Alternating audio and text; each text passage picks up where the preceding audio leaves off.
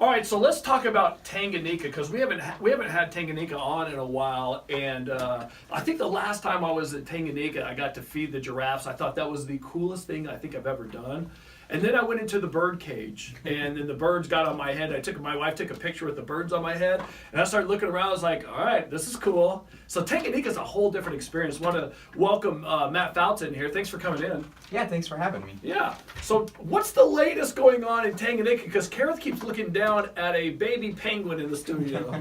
That's right. So we had our first baby penguin of the year, and I brought him or her. We actually don't know yet. We haven't blood tested to find out, but So we can call it Chris or Pat. Pat. We can name it after Pat. there you go. Our Chris, salesperson. Pat. I won't bore you with all the names that can be both. So you can only tell by a blood test whether or not a penguin is a male. That's or correct. female. So a lot of bird species, they might have different colors between males and females, or different characteristics like that where you can tell. But with penguins, there's really no way to tell other than doing the blood test. And how do penguins know? I don't know. Does it not matter They to haven't them? shared their secrets with me. I'm not in deep enough yet. Do they with both them. lay eggs then?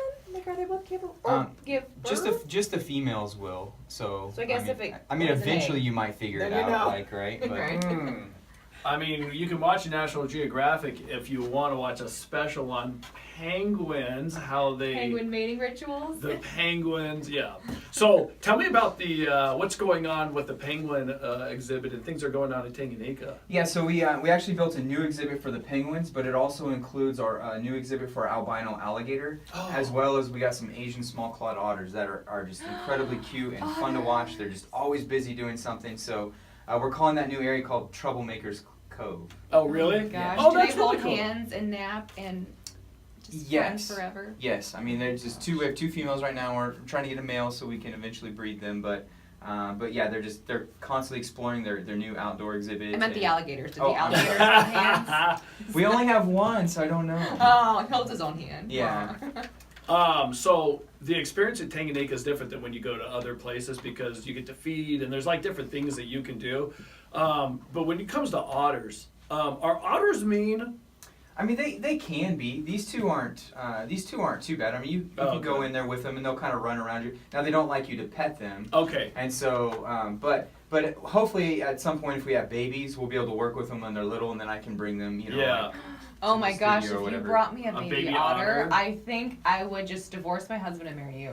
I think that might do it for me. That's it, huh? I The feel like baby you might otter? be upset, and so would my wife. Yeah. I'm not sure. You're Well, like, the maybe not. the reason I ask is because one time my wife and I were on a jet ski and we were in the ocean and we pulled up to this thing and there was these otters that were on top of the little thing and my wife's like, look, and my wife loves dogs. She goes, look, it looks like Gilly, like our dog. And she reaches out to pet this cute little otter and it almost took her hand off and she freaked out. And she's like, oh my gosh, those are mean. Yeah, I imagine those were wild otters. Yeah, like the sea otters. yeah, like, sea otters, right? Yeah, yeah. So and they're obviously a lot bigger. These guys, these Asian small-clawed otters, they're pretty small, especially compared to those. So. Yeah. What was the little things you brought in here one time? They're like, you go sit down and they all run around you. Those little The lemurs. Lemurs. Oh, yeah. You guys still have the lemurs and stuff? Yeah, we still have the lemurs. The experience is different though. They sit on a post now, and you walk up to them and feed them. So. Oh, that's cool. Yeah, I mean it's still a cool experience, especially if you've never done it. It's maybe not as cool as having them walk across your lap. I get that, but Yeah. But yeah, USDA made us change that 2 years ago. So. Did you have to train them to sit on the posts? Because they're Yeah, pretty we did. crazy. We did actually. Oh my gosh. So we had I to didn't we know had you them could get used to doing that and everything. But yeah, so it's still a cool experience. And then this year we're actually gonna be adding some new behind the scenes experience. We have a behind the scenes penguin experience where you get to go back and see how we feed them and care for them, and you'll watch them do like a penguin painting for you and some other stuff. That's pretty cool. Wait, the penguin paints? Yeah. You ever seen animals do those animal paintings? That's Oh so my cool. gosh. I need one of those. Yeah. You do. So You come on the new behind. Yeah, right. So behind the scenes, is that a different? How do people find out about that? So we're gonna start doing them in April, Okay. but they're on our website. If you go to, I think there's a behind the scenes experience link, or even wildly different experiences that we have. Like one of them that we've done for a while, but people are just now kind of figuring out is that you can swim with the penguins. Like you can do a penguin swim. So you go in and we'll have 4 or 5 penguins in the pool with you, and you can swim around with them. I want to do Gosh. that. That's what I want to do. How cool would that be, swimming with penguins? So it's a pretty awesome experience. I mean, for those people that you can swim with dolphins and different things like Yeah. that. It's the only place I know of in North America where you can actually swim with the penguins. But it's a really cool experience. So. Yeah. So, Matt, you've been in Tanganyika for a long time. What's your favorite? What do you love about Tanganyika? What's the inside scoop? As far as like my favorite animal, I don't necessarily have one. Because you love all animals, otherwise you wouldn't that's right. be in Tanganyika, That's the right? $1 million question for anyone that works at a zoo a long time or maybe owns a zoo. But the for me, it's actually those connections, like seeing people connect with the animals in a new way. Maybe it's just as simple as they came out and they saw the big herd of giraffe and their jaw drops. But then you have those experiences where you really get to do something special for a family. We had a little boy named Cyrus that was from Manhattan, Kansas, that had stage 4 cancer that we got to do a really awesome day for him and his family before he passed away. Yeah.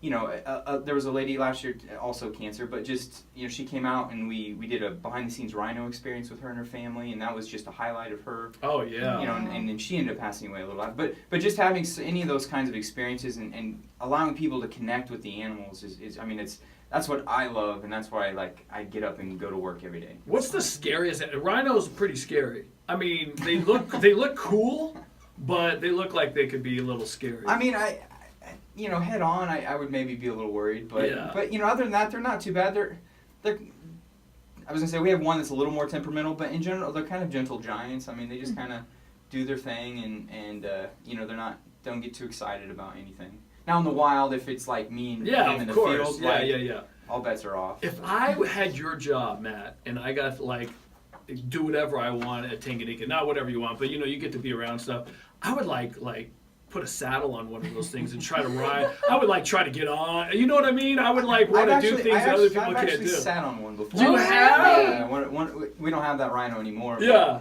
He was up in a tree. Well, it wasn't really where he was supposed to be, but over by so I just went over there and I just ended up sitting on him. He just laid there. He didn't care at all. Oh, wow. But yeah, as far as saddling, I mean, I know people that have done that, in Florida, other people that have zoos or have animals, but never saddled one up and See, now that would be a great experience. Yeah, it would. Go to Tanganyika and ride a rhino. I'd like to ride a giraffe. But they're pretty fast though, aren't they? I mean, they're pretty quick, but their back is slanted the whole way. Like if you ever look at one, there's no flat spot, so you'd have to have a really special saddle. Yeah. And none of them are really going to tolerate it. So people are always like, I want to ride a giraffe, and I'm like, you don't get to until I get to. That's now, the rule. Are there what was the movie with Adam Sandler where the zoo closed down and all the animals talked? And then you guys, the zookeeper, who was Kevin? Zookeeper? Zookeeper, yeah. You seen that? Yeah. Okay, so the animals communicate without you guys being there. So, are there certain animals that get along they or come don't alive get at along? night. I know they don't talk, but I think they know have that a each special other's animal are there. language. Yeah. Is there a? That's a great question. I don't know. The funny thing is that the park's kind of scary at night. You're out there. We don't have. It's not real well lit out there.